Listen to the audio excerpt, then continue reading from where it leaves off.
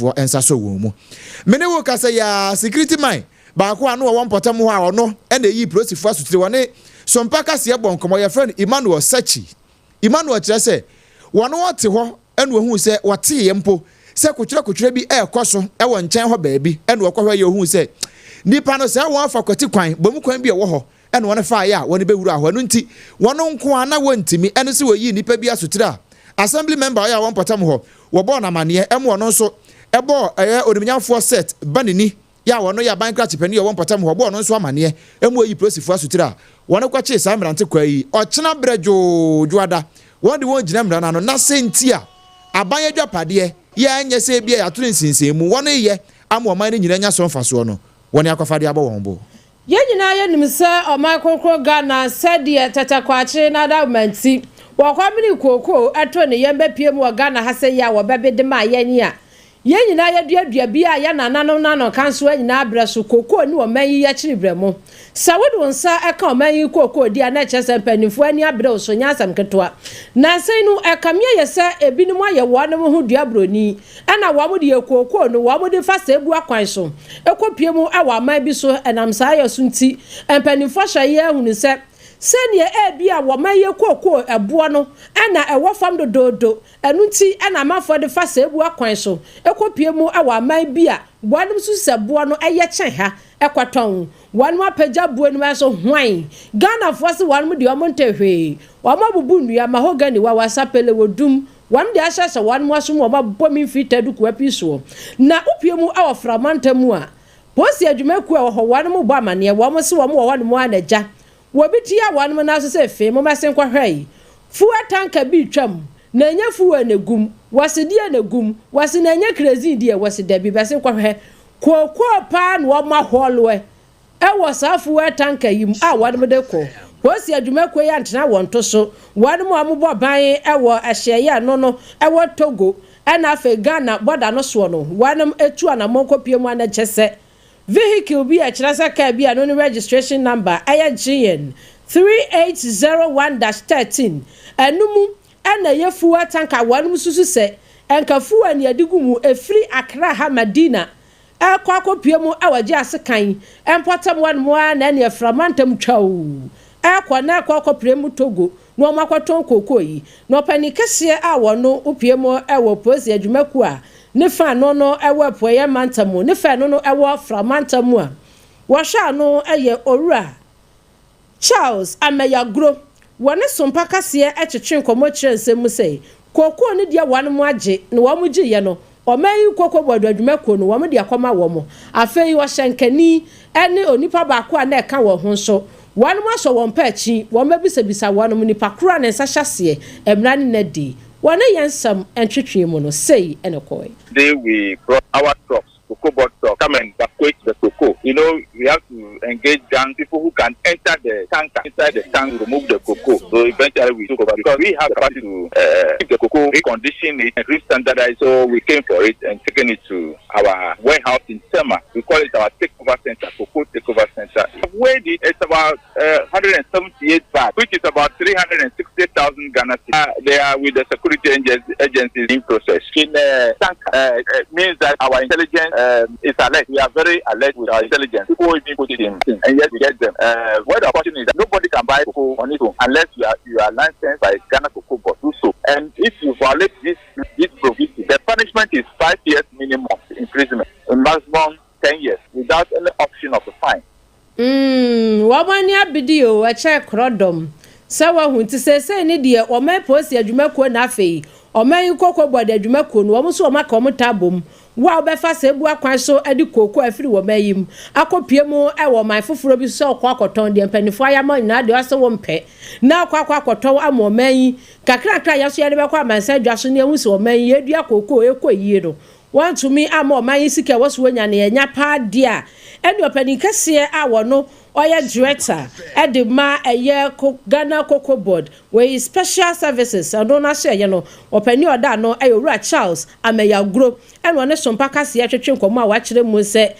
de wo machi nkofo wo munya wo mo nko emra no se de ene wo mtie no ene wo bedi ye free aflawo na fe yamra nkramantam mu na osoafo ya ohwe oman ene aman ahodo nkitahodie ensem so onimnyamfo Samuel Okujeto Ablakwa ede atoje kire se na anum ho bosom ye twa mu no ne da na to so aduonu enwotwe 28 April 2025 yi ena aban ye se passport wa ye nyina obi amanfo ta apply pa na ba apply no ya na ne ba no kra na ya something which is there aye bibie wo ho eno nti wo mo asesa ne sunu kakra ede chip bi ede ahye nchen ho baabi na sese ne woni aye no ene se ne abegu ha cha amanfo de abegu ha cha nti no wono aso ye no ene passport fo na nkasa mu aka bom ya ene se abake baabi awo bia passport no won ba hwo na wan de abre okama eno na osoafo kire se efiri sa abre no a besi ne ya abosome kura nheda maaye passport wa wono wa che ede afọ man Ghana mu nko a mpem nwotwe 8000 wase yempre woni sanse sa 8000 na bodompem ewo passport offices ahodo ni nyina manta ahodo ni nyina no na bodompem nanso efiri sa abre ya woni ne mpanifo ka bo mu yese wo ma nkrofo passport no enwu ho bi ho mpo a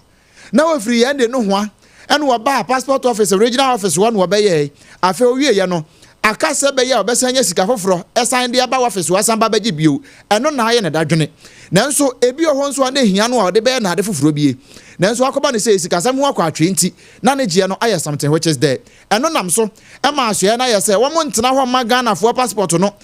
na hwa obehu na da hwa na fe na awu na oso osan be renew passport wa ameka nensa nanso wo oso osan be tu sika foforo e de renew e ba ne sa na ye konkwa chiri konko eno na nam so ma won ye sa de we nyina wie ye no wona hunu se e ya de a abeboa pa ama said the na passport booklet no aye congested ewo offices ni nyina no woni ehun kakra woni ni nyina e de free ho na wono e ma ne na ho enso saa ni aka bia wa kire bia no woni behwe na woni ni nyina so e de free ho Yatwa ensam no eso original yakasia yade somu ewa Sompa 106.5 ene kwasia da wiai yakoso abediama wo na hya no so se yedemu live ewo Facebook no so betumi adjoin yen no like page no de wadwen kire no so ato woni abakire e de amawo na wonsam fufuro mu no wejabawe emra hye bedwani onanyamfo Jerry Ahmed ene kasai woni samtwerefo Sompa kasia atwetwe nkomo e de ato yanim se we wase ankritawia monye nkratwe fa nkoma munua panino na nto panimfo wase wobo mayi ye man panini abaso His Excellency John Dramani Mahama wase wobo na abaso pa wase owura yi eba ye no onu ahu se wo 4 years pe ne second term wa wabai enti wase wo ye niema tempaciously so na boa ema na ni suade hunu a wotumi enya ye ne first term na ebinim kura kire mu se obeji dimbani bi fa ne ho na ne wo bo ne dini ya de betage no eyedum so enko me correct ni mistakes nyina no na woba ya the second term yi wo hwe anuoma a wowura yi de agugu akwamu a wo bo na baso na wase wo hye bom ase ne ministers no wan fam ruso kasi bia me koye huhu bia eno no sabo hye no wase edom kuma won wo mra hye bedwafie wo so aboa ama won mu nyina so ekwa boaye emwa gi wo mu nyina da tomu entempa so ema adwuma ehyase no onyanyafo ama Jerry ekasa ye no eno odi tu mu bio sei na bibi akire na adwene kakra wase kofa bai edema NDC amanyuko emefa miamiawo eya opani a wanya ne ba bi ko Lieutenant Jerry John Rollins ne baza nato Rollins wo so no ena waya klote kole emra hyebedwani wase no wonim se yebema ministerial appointment bi enso akamia se dina wa mabo nyina se akaba se numpe na wabo awie enso no ma mi nya bi wase nkebe ya enkama mi wase fata bi esan sempani se be queen ni di fata na kono na enso nyame yenso de yemfa ne nkwa hayo ewa abra aye bi da wo ho enti wono de nkosusi ma mi yebo ni dini ema ni ministerial appointment bi a enkaba bua. First of all, I think that President Mahama has done averagely well. I think that there were a few things he promised. He's been able to do that. I also think that he also had the support of the opposition to do so. For instance, the promise to name his cabinet in 14 days. I think that we were purposeful. We had to even abandon order in the standing orders. I think order 3 to suspend, yes, and we did so. And President Mahama was able to form, or has been able to form, his cabinet. I think that the reduction of the numbers of ministers, I think it's not even a thing. But the 4 is becoming a problem because I'm expecting Senator Rollins. Very disappointed. Well, saving it to what national security. For me, Senator is a non-starter that anybody would think that President Mahama would not give her any up. No, I think that the president should have considered either for health, defense, or national security. And what you know, on a for Ahmed Jerry Shai, Esanso, Ebo, or Penini, our no PMO, our futu, about 1 peswaswa, was Smadi Shell, Hosem Rashebedreni, and in why you're saying was saying on a young for Alexander Kwamenaf and your marking. Wano ene dom kumano wabano deni e mashebedwefie wabona baso papa pasu ewura yi said o dini dibrano ehye ni ye pa wanye obi a waka eya de hyehye de hia ne sa obebe no obema wakwanya ama wo so wani suade wunu a e wose wo so de boa ema o maikonkro Ghana no etimi fantam pefra no etumi asomu yi afenso wose wo hwemu a sanko wo make wo wura yi pa onanya fa Alexander Kwame na afanyo making osa hene sanko wo make ne pa sa 10% ya enkobema ne 9.2% na cheso wura yi obo adwuma pa eno so sei eno chiremu fa. My respected leader, the minority leader, Osayin Afenyo Marking, there's one thing he has. He's very decisive. There's another thing he has. He's very strategic. And he's a team player. 9.2 over 10. Great in the sense that it gives you room to learn. That Afenyo will give you the opportunity. He's the least of arrogant persons I've met. He is, and I'm being very honest with you. He is. Sometimes he actually overdoes it. And for me, I think that is the innate politics in him. You know, but for people to even call him arrogant, that would be the last description. He's hardworking. If you go and he's meditating and he's planning on going to fire some missiles, you would understand that you have to wait for him to go to whatever he's going to. And where he has issues, he tries to share. Jerry, look at this. I need your feedback. He will give you the room to learn. Dom kuma ne trene na bedi akire ya watosu mienu e wo brahye wanu kuro ya esanso ya brahye bedwani ya wosoma de hye a wanom e wo wejabawe Onyanyamfo Jerry Ahmed Shaib ene Sompa kase ene twetwenkomo yi yento ansam ne so na afia ne nkyeremu ewo kane mampani abedi akire Alhaji Dr. Mahamudu Baumia na kache Dr. Baumia kire se na numu ho ena ubepie mu ewo oman Ghana mu titiri pa ne abibire mu ene ne nchoro ne ntwiaso so a won mu nyina ase wamu nshada nsua de titiri pa ewo sikasem mu mampani abedi akire se na numu ho a Donald Trump kan ho ya wo hye ne niam nyina ye se ade no enye straight ntino ya na wato obo ase pa no ase abibire mu ya nshada nte ho ase yi ene yeso doc na sane wabene wo sikasem yi ene akire yemu no se ebra na no Donald Trump hye ne tariff nyina awie ye no ni ana osanka bibi man titiriu yesua omu pa ene se ye keka ye ho bom na ye pe enema papa ne hye papa de gu ho sane ye be ye betimi aboa ye ma ye sikasem etimi agina nanso wono de wo hunu ne saa wode nsemu anyina kotu dwa e wo bra woto nsafre no e wo International Democracy Union ase e wo Brussels and what you say wono de sanka wo dwuni pa hunu ye na nka ye nyina ye kan ye ho abom na wo man no titiriu pa ne bi man ye timi aye se oh menua nie enu nti se menua wade ye me de na me pe bibi de aboa no ana so no nso mfa bibi mu ame a enu na nka betimi aboa ama bibi man ye timi akonkan ye pa. One of the things that policymakers are doing recently is a failure to understand the lessons of history as well as the lessons of economics. There are surely trade imbalances. If you look at the share of global trade in terms of exports and imports, Africa has about 2.5% of global exports, has 2.9% of global imports. Asia has 43% of global exports and 38% of global imports. China, 15% of exports, 10% of imports. Europe, you have 38% of exports and 51% of imports. America, 8% of exports and 14% of imports. So there are clearly trade imbalances across the various continents and countries. wei eye Alhaji Dr. Mahamudu Baumia na wo wie kura no ene ebusa ne se na se ya akoba ne se ya ase America ene China fo wo mo ntokwa yi ehun sunsuanso no ebi beso bibiman so ana aso ebibiman ene China nso ayonkofo eda wo montam no wo mo ebehye mu kena anu ase da bi wo no hunu ne saa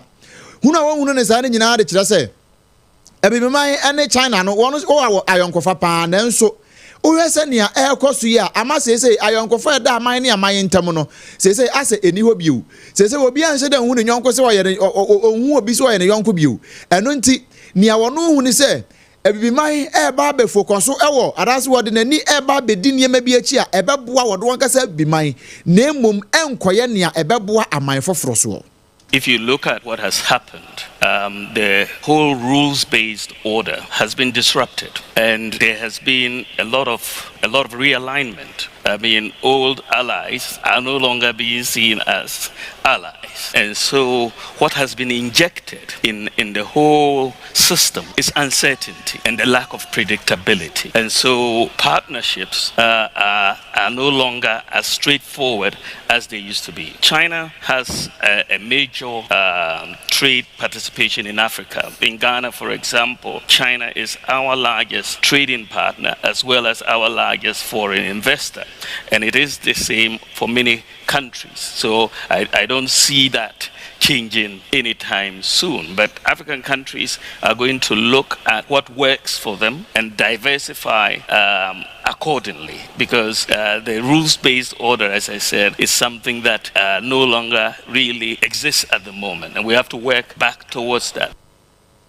Abusiani ayeti eye Alhaji Dr. Mahamudu Baumia anu wachira se ebiman obeto bo ase no wahwehwe entakramu yi na wahunu nia eyama ono na ono aye na emom sa wono wa kwadwene China ho ana wa kwadwene America ho ana wo befre bi mamu akwadwene obroni kokko ho de nyaade a wo hunu saa na abusia se yenyina ayanimsam asa afempimienu ene edu enwotwe 2018 mu ana opanini ana sabre no waye ye mampani His Excellency Nanado Dankwa Ekufu Ado Papa Kwaku Williams edi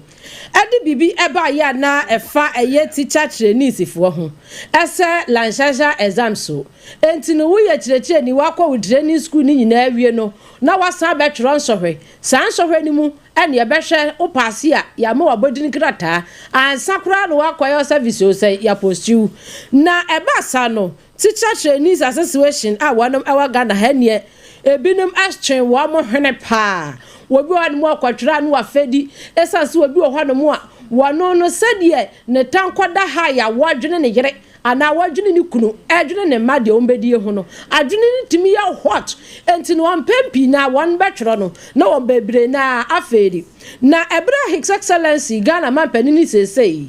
His Excellency John Dramani Mahama ebetre adwaso no en wadi tu dwase nyakopon ya adomu a wobeyi sala nsasha exams no afiri ho na ne 2024 bra wo bonto akora no ne campaign messages no na eka ho wei ananam so amadwumadie bi akwaso a eno no aya 29th annual delegate conference wanu ko no hohoi na empani akwakasasie na opani a wono oya president edema Teacher Trainees Association of Ghana Owura Swale Razak akasa wachire mu se omampani ni yenya odani uyebuei wanum so wo mutwa opise wam so wo bo wabaso pa wam wo mani age esa sa lancashire exam si wanum se na wo mu bi se no na ye wo dadwini o wanum kwakwatwira kura asa de wo mu sunu gujemu ani esa se wo ya professor secretary kotwiro na wo afedi na ya no ane se na menya wanum akwa suku akwaje ntete ya wi a wanum de ba kire mofra de na afa ya sanso de bibi fofra ba be hyem ehunahuna wanum sayi na ebra Owura Razak ana Sompa kase etwetwe nkomo wadwumade na se no ana odi ne nsam apiemu bio sei wose ba ku bi kura atwa wanum wawo wose Bachelor of Education ni de ni sei no san sohwe no sa wanum twiro bia asa enya dia wan mu asua no ba bia ena ba mu ema wan mu so etwero ebio nso wasi teacher training fuyi aya na wan mu kyerɛkyerɛ nsɛm bi mu kura sɛ asa ensosha no wan mu kofa ne baabi na wan mu di abra wan mu am atwero enka wan mu hu yeyi enka de wan mu kwaje hu teteye ekwa hu teacher training school no eno ana wasanka wa mu yi sa questions ni nyina afiri mu enso hu baabi wa makọ akọfa aba encyclopedia mu o sedie mu o ni e de abeto wanim so wo mo ntwero na ne wa mutimi suwete papa e condition mienu se de bo studio hayi enso a kere no mo suwete esansa exams no sa wo twero na sa wo feria na fifi bone na asase efiri wo na sese ni de omo ka kire mpanimfo se wo mo bo wo mabaso afei omenye adwumaku a wonom ehwe ngomasua ho nsem so GS wo twa wo mo puse afei ahwe ya wonom so wo mo hwe ngomasua ho nsem so nso wonom so wo mo twa mo puse esanse ononyafo ha na drusu wo ba ye nkyare enso se de owura yi ye hyehyeye ede ne magugu akwemu ematita traininfo nso wo mo twa wonom no wo mo dase wone Sompa kase ena twetwe sankomoyi na ye to ansem ne so ewo ngomasua kro no amu ononyafo Dr. Clement Apak so afọ abedi ache ya ohwe ngumasua ensem so eno de to mabunu titiriu pa ene wo no mo a ewo soroboy ewo framantam mu wode to omanim kire se ade bi koso na asa wono nhye dan hunu ye so ombe person faso ade no a ekoso no ntoaso suku university no wo kire se omanfo ye won potam ho enhunu hia ehia santu asosuku wom dem ho baji mu a ebe ma wom potam no empuntuo akachi pa na wode afutuo we nyina maaye ebra wokosi ononyamfo ha na Idrisu anamu ewo soroboy ewo framantam mu ebra na wono ede togbi chigbaglo ya otoso mienu ena fenso mama jiwonu ya wono so etoso mienu wodi won esi akonya so ena pani ekokasa aye no de nsam tuja no kire se empuntuo ebekoso ewo mpatamu a ni nyina gina sane omanfo ene mabuna wo mpatamu ebeji atomu se entua sosuku enu nti obekọ akwaje ntete papa no ande abeboa wo mpatamu afi wo kire ya kire kosi se ye pe engineers ya aje se wo kontua sosuku anase ne teacherfo wono mu a padi hunufuo pa ye pebia ni nyina aje se ukọ entua sosuku no mu afi wono mu anu anuane anu enwuma hodo entrepreneurfo no womu nyina nso no wombenya suahunu no manya nimde papa e de aboa no mabiebie nwuma amoman na nya biaye ama emaburedi a chenso nya biaye a ni nyina chanse ntoaso suku no e na sa suahunu nyina wo no benya eno nti wo kan de atoso a kire se woye babunu na wotie Sompa woye babunu na sa wo man Ghana mu na wote sa enkaebo yi nko a de a uko suku ne duru hia entoaso suku no de eya amanye wade hia se ubekọ bie na no atimi aboa wo amonya suahunu na wo mpatam nso waboa ama empuntuo atimi akoso abusia brantie bi ekasa na nani giagie no nya asam ketwa wasi yie dokuno na ne boa ya fufufu se wasi fofolafo na owura yi kire mu se wo bo ye mampanini His Excellency Ghana mampanini John Dramani Mahama srem se jata Mr. Babio wo bo na baso pa wose na nsem wo no se ukita 5 cedis na ukwa kwanchan ese ukoton kran dokuno a se de ye behwe wanimu a free wa pampam aba besi unase ni ya hwese ba bi a wo fire no senteche wo ho aye na ho a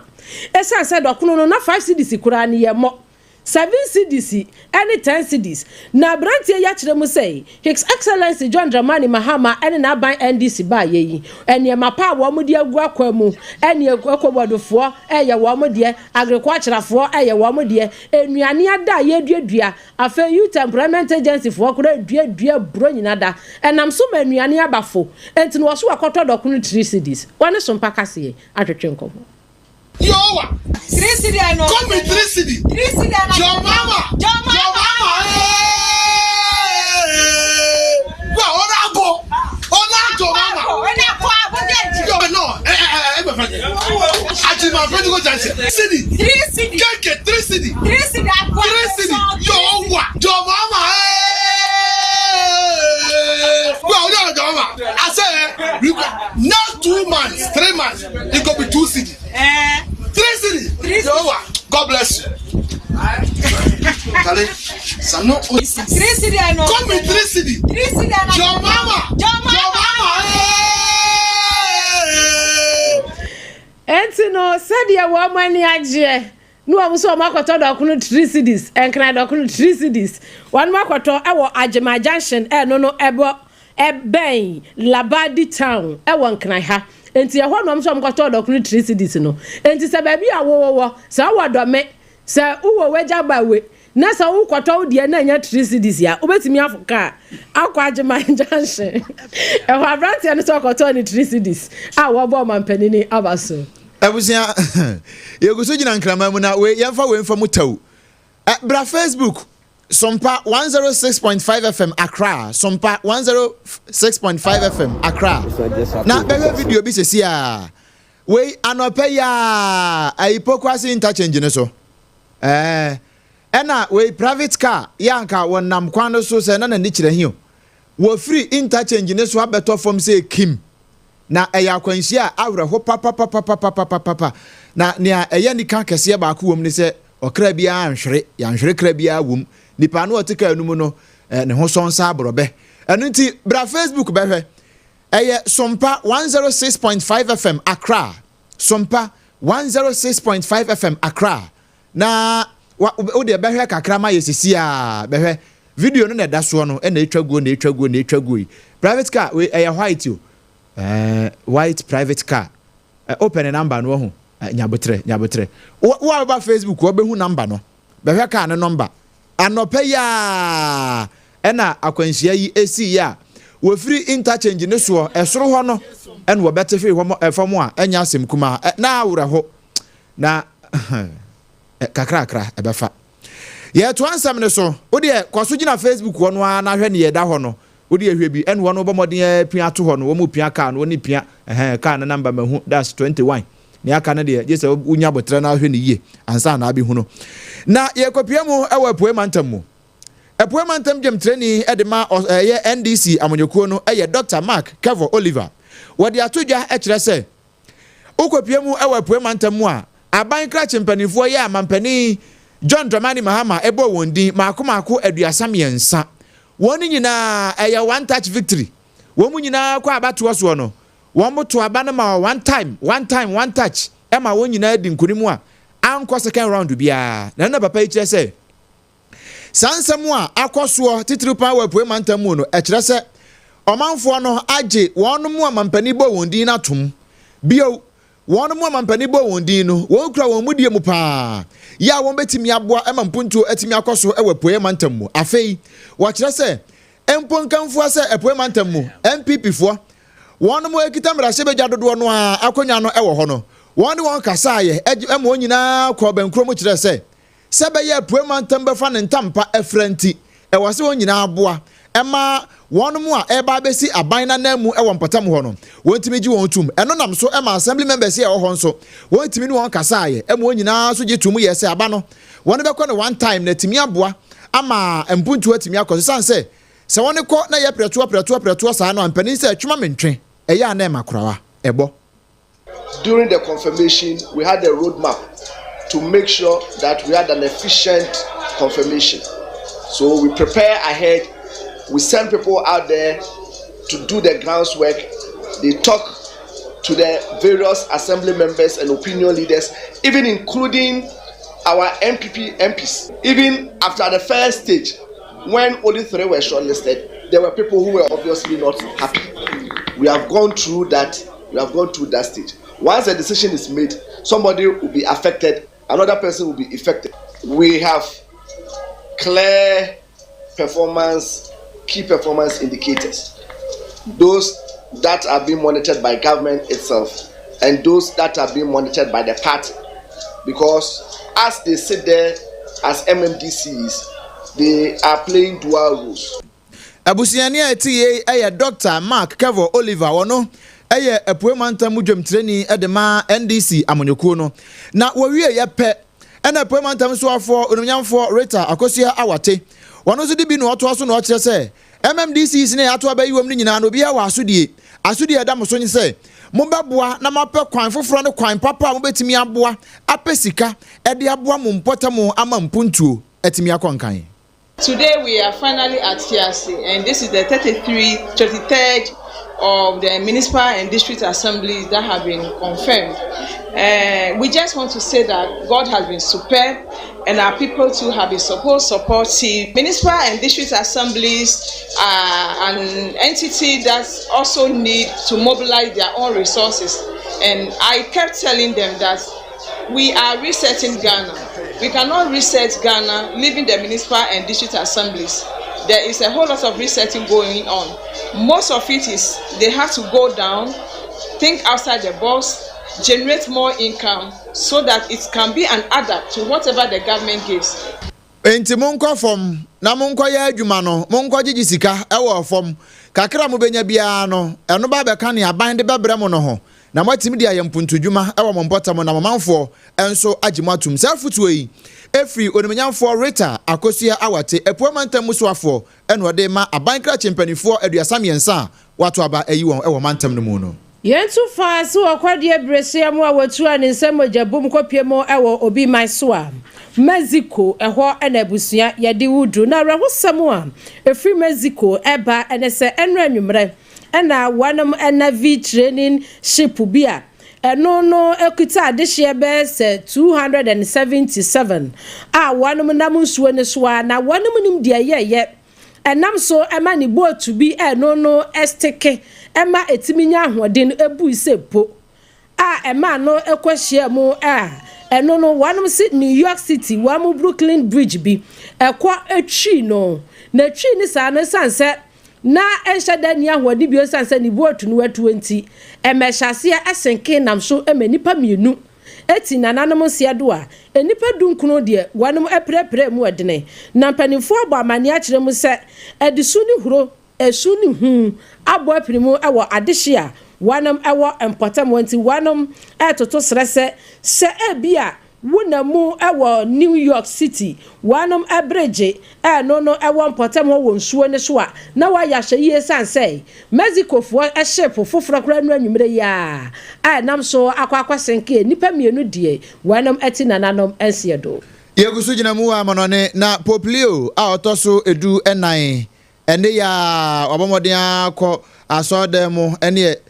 inauguration mass eno akwa ene correct pa ewo ho na wakọ ya no wankọ no saa akwa wodi holy water papa ne bi akọ petepete wonu mu eba ye nyina so a wo kire se no kure ne nyame anim ni nyankopon ahyira won pa titiriu ene babunu Maria ya wono ne yafunu mu ena Churedi ampan no ade ne ba ya wodo no pa no eto ye man de baji wiase amansan nyina na sa adwumadie ya se ya oja wode ensu kronkron ade petepete wono mo ewo no so no na awiase amansudifo mpanimfo bebre enso ewo ho ebi ni America vice president ya friend say JD Vance and afa Ukraine president ya wono eye Volodymyr Zelensky no wono nso no ho bia woni nyina koye ema Poplio ya otoso du nan wade ensuo petepete won nyina so hira won kamase won nkoi na won nyina nkoye asem ne ho adansefo na won kodi adanse emfa nkire wiase amansan nyina asa ne ebeya ewiase nso ebenya fa ahode ewie ebusia aha ena ebre me yakwan ema yede secure sanitary pad kase no a yede bre o dumienu bre yede ne nyina esie na hyane nsoma me se oba de udu bosome no mu se na se okwa bosome akwantu kronkron no a uye diania obeko nanso ne yebetimi aboa amwatimi akrokro ho yie ewo mu paa no eye secure sanitary pad ne nti a ewo se wo pe secure sanitary pad akira kwan ne se we no ne ntaban no etre ewa kama efa firi animu a besi akire eno nti emfefa nchenchen emma wo ho nsei wo hyase day 1 utimi sha atade fita utimi de kwa bia utimi de ye jogging utimi de kwa gym utimi de ye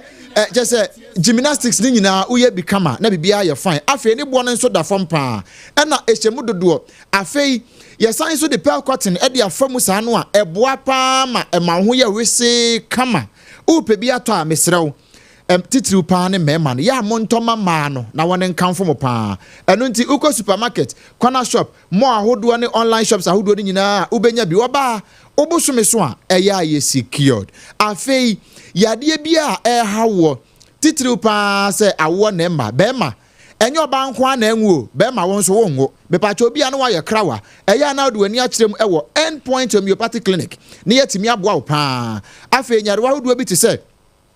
bema prostate ye wo so e na afi woni oba sɛ mu nyina ma ya anokro sɛ mu tu kwan akwantu kronkron na obeji oba no wɔ kwan mu sɛ mote ewiem hyɛn mu na wagya no wɔ wiem na wo sane aba fam aba senti wan hwe ye da kro ba be ye hechi na nya nkwande na emom na ye sotoro sanse wo gyinagyine wo ba no kɔ na Dr. Ribu atene ne nkrofo no wona mo apa e wo ho afi eba no kidney ho haw e na wasa abo no eno nso ho haw pa na e haw wa mepacho yade bia nso a e haw wa abrabo mu no e ya na de akodan end point homeopathic clinic ne atimi abo pa ya so ye no e wo nkran ha ya Spinters Road nkran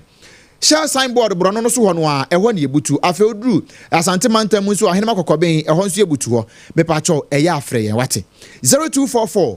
867 068 and answer 0274 234 321 na fe oni yen abonkomo Leicester Ghana Limited enso e de Yas toothpaste ene ne brush no e bo ye chidom pa me pa cho eyi ko mininisi ya e wo sena se nyina e ma won kapapa na onso watimi asere na watimi asere e wo nipam me pa cho ba bia obenya bia to wo a wo pedodo atu aton ya no afre yen e wo 0501 619 588 and answer 0501 390 338 na oni yen abonkomo wonya asase akase obesi dan me pa cho na na kwadwo Jesi Company Limited say odi ebra baji edansie hu akade nyina bi wono nko a e na wokɔ ne ho na wode ne nhira agu ne niema ne so nti utimi tɔ niema wo ho e de wie wo dan no amonomu pepepe a asem kabia e ma ho eba no enadoa plywood e na fe building wire cement iron rods roofing sheet ene ahodo bia e de ka ho de si dan no de me pa cho eye na kwadwo Jesi Company Limited aso ye e na obenya biato wato ne ho apeti won mamu Ghana ha ba bia sade ebe ya obeben wo na won so watimi aboa na ama wo dansie na atimi akonkan nti ene waye ne sa odi guka mu nso a wodi koja o free fra wono ankasa wo befa ono a e wo 0204 355 040 0204 355 040 na one no abo enkomo aduane papa fie e ya Hajia special local foods me pa che won sese ne menya abotre ya me ka no no wo pa aduane papa di na wanya duane papa no ewo baabi papa ama wo yefunu papa no ani a wo bodondo papa ma wosa me pa cho eya na wo duani atrem ewo Hajia special local foods eba no se open kwan enko ampo a oye order wo de bebrew afi banku ne tilapia banku ne nkromatoza afi wache me pa cho ende kwasi adai ebekwa akodi mutuo ana wo pejolo fried rice kokonte apapransa ni nyina bi wo Hajia ho me pa cho wo nkran ha ya atomic kwan so na transition chen ho no wan wobutuo afei Facebook TikTok ho na Instagram baby a social media no so eye Hajia special local foods wo ho me pa cho baby a wo bia eye place wo order no frɛ 0246 359 921 0246 359 921 and answer 0535 484 392 na fe one no abo enkomo me pa cho efri wo to ase e de be fa usire mu ko na kokom ho no entini bi sa ho sa entini no te sa wo tena se chepa na wo so de a onse etimi twon pa mo eya na wo se ananse na ache onya ananse nye soja ne na prosi me pa cho wonye unit committee officer enwa ba be chew eye se atika na ebe won kaye no se wan hwe yie ebetimi abubu agu ho je se wo tena ho eche mu me pa cho eya afa kodan 21st clinic na wone mo a wate wono na ye sa nhwehwemu ni hunu sa entini no ehu ohawo a etimi ba ho ene wona pe anu yie e de aka ho eno nti WHO Hajia tum sampa si eba no se ye hwehwemu yie a eye 21st clinic wono ene kwambofo no amanfo nyina esua wone ato ho apete 15 branches across the country me pa cho ba bia wo Ghana ha se ofre ye number si a beje so esan ye nyuma panti ye number no ye nsesa no eye 0540 311 311 0540 311 311 na fe oni yen abo enkomo u Facebook comment kakra ya aba no amanfo de bebre aba Elizabeth Osei baba Mahama na fe blessed sun 2 pm wen nyina de aba ya humu nyina mu message na kwa mu aboaten mu message no ya hu no kama pa Sompa etwa na ho se ya kase ya wankran Sompa 106.5 FM Accra sanso ena ekotwa na ho e wa Asante Mantam mu Sompa Kumase 93.1 Ayiko 100.9 enso ejifemu Adamfopa Radio Paris ena fe Sompa 101.1 FM e watakwa 106.3 103.3 e watakra de Sanso na Sompa 106.1 na Watachiman Sanso na 98.9 Sunyane 90.7 enso ewo Nkranza Sompa 101.3 ewo Doma decoder no so yetwagu ya na ye Sompa FM Facebook Sompa 106.5 FM Accra and for YouTube no ye Sompa FM Live www.sompaonline.com ehon so yetwagu ye ensam ya de besom wo no na poso kakra ne se Omeposi adwumekuo ne fa wafra mantam ne kokoboda adwumekuo abo amane se wanom achifu atanka bi akoko bizinko anegum to maje emrantie mienu bi akobokro no kasoa ofakọ ne nyina ya agenda 111 ehon ayonro so yache won wejaba wemra shebedwani wonnyafo Ahmed Shaibu wabo amane se ma Zenator Rollins was a ministerial appointment ni bi yema ni bi onnyafo Samuel okuyota black kwa se free se omo sha ase eso mo de amanfo passport koma won no empem nwotwe won deliver Teacher Trainees Association abo amane se wo mutwa mampani ni puse lansesha exams here wo ye free ho no wo amano ni nsem no populio e de ensu kronkron e de apete omanfo e ba enne asode nyina so a na America Vice President na Ukraine Zelensky no ono so ka ho no bie ebusianse pika yenim ho na wiai enuano banu ye gi adwa ye de esom wo yanda se ema omoniti adehye abuna badu adepa kofi ni medini mene abrempon na kwaku ampoma ya metiefo nyina moniti a enyado